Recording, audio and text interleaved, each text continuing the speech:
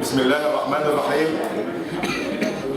السيدات والسادة ضيوفنا الكرام، الزميلات والزملاء أعضاء الوفد، الإخوة الكرام، نحتفل اليوم بذكرى عيد الجهاد الذي يحتفل به الوفد في 13 نوفمبر من كل عام، ويعتبر يوما قوميا مصريا يرمز إلى بدء مرحلة جديدة في تاريخ الشعب المصري. ففي مثل هذا اليوم من عام 1918 ذهب كل من سعد زغلول وعلي شعراوي وعبد العزيز فهمي إلى المندوب السامي البريطاني يطلبون منه السماح لهم بالسفر إلى باريس وحضور مؤتمر الصلح عقب انتهاء الحرب العالمية الأولى لعرض قضية استقلال مصر على هذا المؤتمر. فما كان من المندوب السامي البريطاني إلا أن قال لسعد ورفاقه: إنكم لا تمثلون إلا أنفسكم ولا تمثلون الشعب المصري، ورفض الاستجابة لمطالبه. وكان رد الشعب المصري بكل فئاته وطبقاته على ذلك بأنه قام بجمع توكيلات لسعد زغلول ورفاقه للسفر إلى باريس لعرض قضية استقلال مصر، وأن يسعوا في سبيل ذلك بكافة الطرق. جاء ذلك مع هوية كبيرة عبرت عن رغبة المصريين إلى الاستقلال عن الاحتلال الإنجليزي.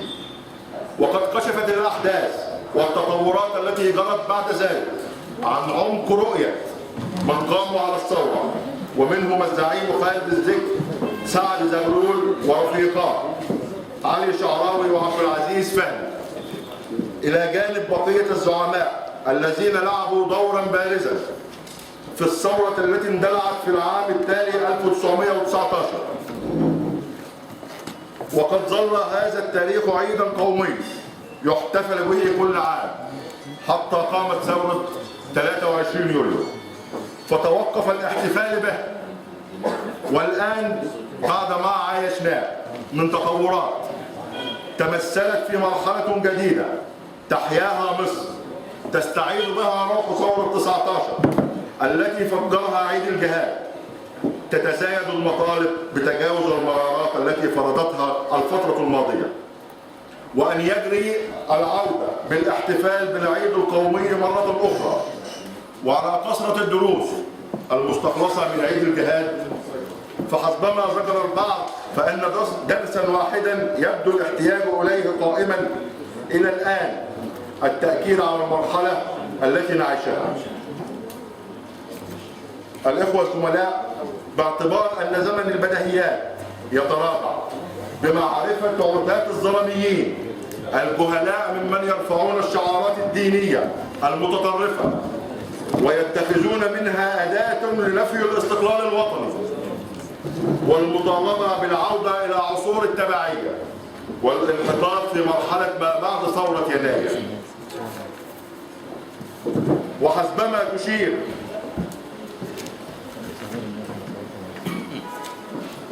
وحسبما تشير العديد من المصادر التاريخية رصد تطورات وأحداث تلك الفترة، وقد كان الزعماء قد توجهوا إلى المعتمد البريطاني بعد أن أبدوا رغبتهم في مقابلته ليتحدثوا عن مستقبل مصر.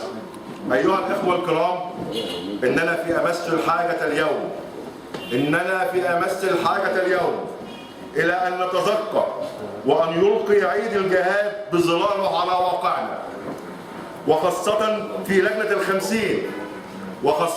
لجنة الخمسين التي تكتب دستور مصر الآن معبرا عن إرادة الأمة، وأن الوفد المدافع الأول عن الحريات وحقوق الأمة في العيش الكريم. وقد عاهدنا أنفسنا في وفدنا في بورسعيد أولا وفي مختلف محافظات مصر على ذلك.